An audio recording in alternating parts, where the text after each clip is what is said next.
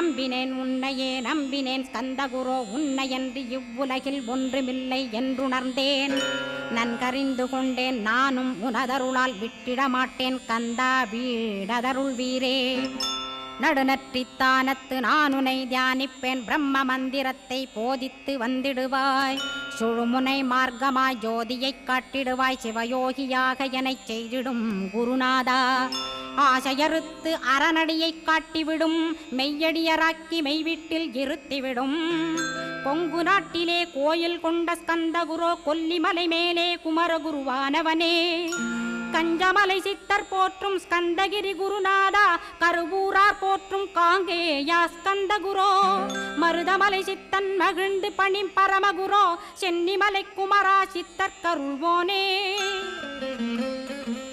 சிவவாக்கிய சித்தருளை சிவன்மலையில் போற்றுவரே Palani